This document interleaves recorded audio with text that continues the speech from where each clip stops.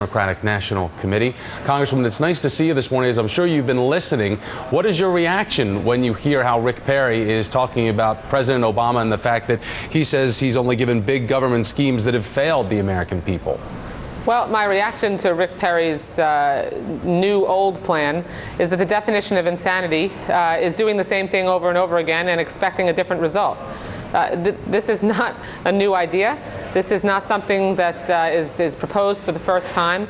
A flat tax has been introduced in the past, and it's been rejected because it overwhelmingly blows a hole in the deficit.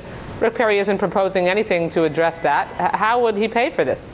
On top of that, it helps almost exclusively the wealthiest, most fortunate Americans. You know, he made a reference to a $12,500 deduction for people making less than $50,000.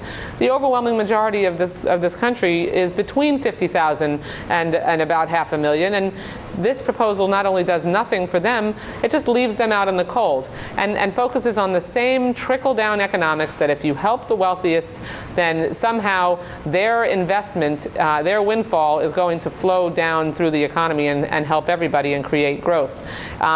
He mentioned dividends. He mentioned capital gains. He mentioned corporate profits. Right. Those are all the byproducts of the wealthy in this country. Where does he help the middle class? Nowhere at all. When we talk about what the plan really means, there is a part in this plan that has the opt-out clause for the people that want to keep their current tax rate. Congressman, why isn't that something that should appeal to everybody across this country? Well, because the very fact that he's proposed an alternative to the current system that focuses only on the wealthiest Americans means that it is only them that would benefit. He's proposed nothing that actually gives a break to middle class and working folks. I mean, the people that I represent at home, they're in the middle. When I hear from them, they're not talking to me about their capital gains, about their estate taxes, about the dividends that they earn. They're talking about the middle income earnings that they have, that they just need to make sure they get some relief from. President Obama has passed into law 17 different tax breaks for small businesses, Thomas, and made sure that we cut taxes for the middle class. The Bush tax breaks for the wealthiest, most fortunate Americans, the massive tax breaks of 2001 and 2003, are part of what got us into the economic disaster that we had in the first place, that we're trying to climb out of now.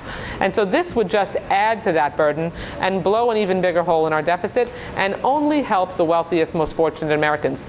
President Obama and Democrats are trying to make sure there's some balance between deficit reduction that focuses on appropriate, smart spending cuts and generating some revenue and asking everyone to pay their fair share. That's how we're going to make sure we create growth. Congresswoman, while giving interviews in regard to the economic plan that has come out, Perry has also breathed some fresh life back into the Obama birther controversy. Take a listen to this. This is what he had to say to CNBC's John Harwood about it. It's a good issue to keep alive. Just Donald's got to have some fun. And I mean, I get it. I'm really not worried about the president's birth certificate. It's fun to poke at him a little bit and say, hey, how about let's see your grades and your birth certificate. What do you make of this strategy, especially when everyone wants to be talking about or should be talking about the economic plan, how it compares and contrasts to that of Mitt Romney or to Herman Cain? Rather, we're spending time talking about this dead issue. I think it's clear that whether it's Rick Perry or Mitt Romney, that they think that politics is a cynical game. The American people want us to focus on job creation. Mitt Romney thinks that corporations are people. He thinks that a $1,500 tax break in the payroll tax is a little Band-Aid. For someone who's a multimillionaire like him, it might be a little Band-Aid. But to middle-class folks, they need to make sure that they get that $1,500 in their pocket because they can buy a new refrigerator. They can make sure that they can do some repairs on their home that would be a boost to the economy and put some people back to work. They need the American Jobs Act to pass so that we can keep teachers in the classrooms and first responders like firefighters and police officers on the job. Which part of that bill are the Republicans opposed to? They're proving again and again that they don't care about the middle class. They only care about people at the top, giving them all the benefits, and then hoping somehow that it will trickle down and benefit everyday Americans.